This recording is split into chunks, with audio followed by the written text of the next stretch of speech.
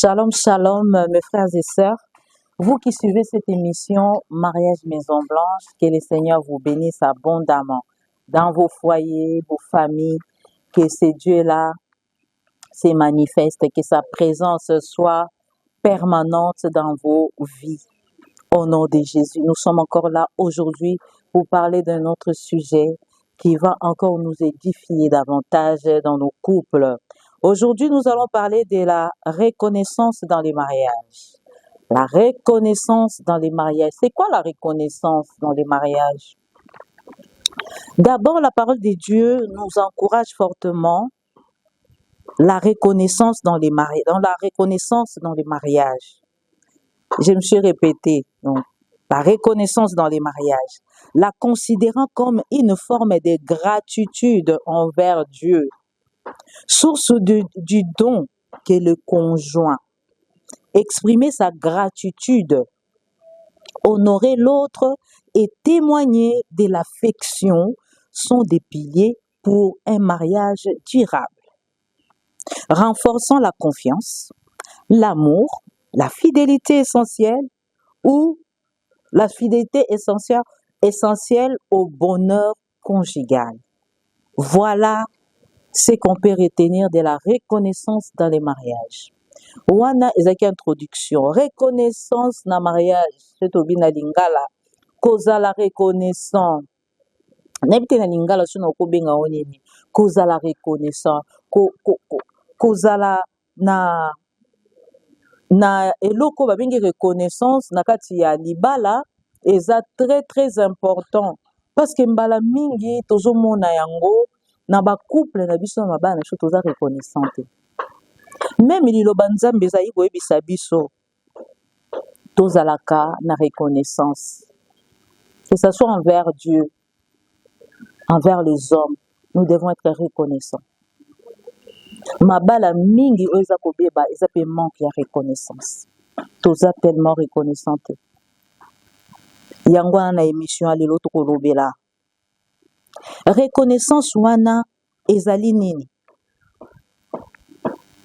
D'abord la parole de Dieu, la considération comme une forme de gratitude envers Dieu. Reconnaissance d'abord ezali donc considération eloko zo considérer eloko zo zo neti ya motuya eza na forme ya gratitude envers Dieu.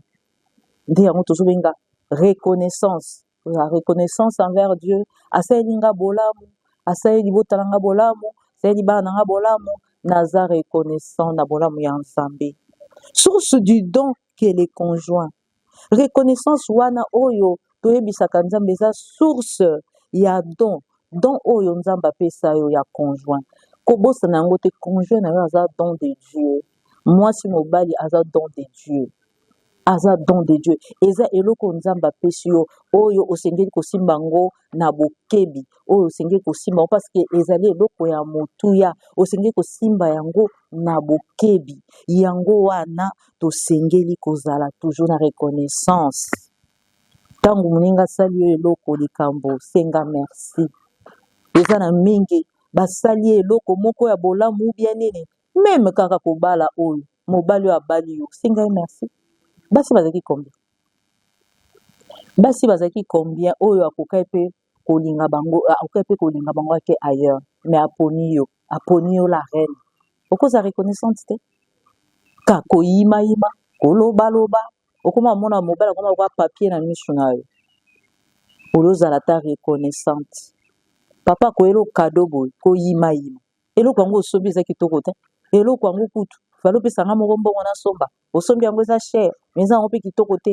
Mama, okosenga merci te. Ato sepeli nango te. Senga merci. D'abord nano na motema malamu o papa azwi ya kopesa yo cadeau wana. Zala reconnaissante.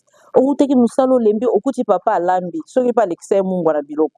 Okosenga ta oloba ta chérie merci hein. Bien que moi mungu eleki mke mais merci. Eza bino ba papa. Mama asaela ko ba cadeau.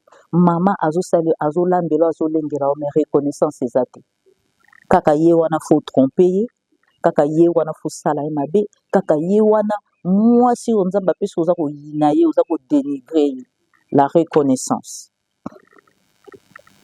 La reconnaissance, exprimer sa gratitude, honorer l'autre et témoigner de l'affection. Donc, reconnaissance, c'est aller honorer l'autre et témoigner de l'affection. Honore ta femme, honore ton mari, témoigne. Oyo mobile na sera ko témoigner yango. Loba mobile na ngaza aza humble, mobile na ngaza attentionné, mobile na ngaza bo, mobile na ngaza bo. Yo olobaka ya mabe. Yo olobaka kaka makambo ya mabe yango na moyen reconnaissance za na mariage na bino ezati. Parce que reconnaissance, tant que reconnaissance envers ton mari, ta femme, yango eza pilier oyo kosala ke mariage na bino pesa la durable. Du moins na cause ça contribue na ba différents piliers oyo esalaka ke mariage ezala durable.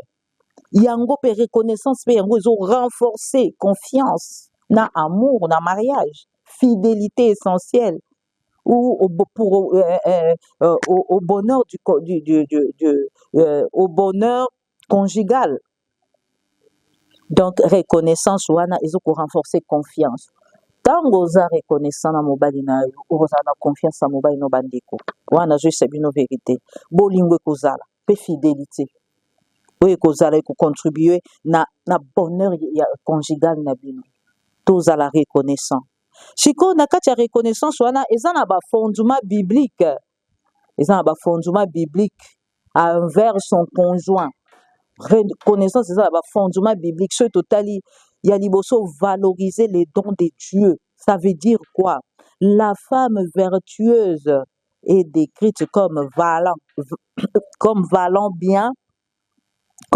bien plus que la perle. Comme valant bien plus que la perle. Tomoni yango na Proverbe 31, 10. Incitant-les à exprimer sa reconnaissance pour sa valeur. Ce que totangi na Proverbe 31, 10. Et sika bazobela mwasi femme vertueuse oyo azali na ba valeur moko, ba valeur oyo eza plus que perle. Aza ba valeur moko oyo eza plus que perle. Valeur wana eza nini? Aza pe reconnaissante. Aza reconnaissante envers son mari. Aza reconnaissante. Mobala saeli bola aza reconnaissante. Aibo senga merci. Aibi kosenga merci. Ezara na oka momo soki ya 4 lettres. Mais ezara difficile pour ba prononcer yango. Mot merci. Soki ya 5 lettres. Difficile pour ba prononcer. Voilà, tozokoba. L'honneur, fidélité et amour. Yango pesa na kati ya reconnaissance. Ça veut dire quoi? La parole de Dieu nous recommande amour, fidélité et honneur de conjoint. Et honneur les conjoints comme un vase plus fragile ou un précieux héritier de la grâce. Voilà. Honneur, fidélité et amour. La parole de Dieu nous recommande. Lilo banza bende zali ko recommander biso honneur. Papa, honorez moi sinayo. Est-ce que ça parce qu'honorer mon tout? Maman, honore ton homme, honore ta femme. Et ça, on m'a mususu oh yo oki kolobate oh okoki koloba on a miso ya batute pour dénigrer moi sinayo. Honore ta femme, papa. Honore ta femme. Il y a de ces hommes pour bimatana moi sinaye et abimana yo. Oh feti oh matanga kendaka ye moko oh ka soni te papa. Yo ka soni ko. Honorez moi sinao.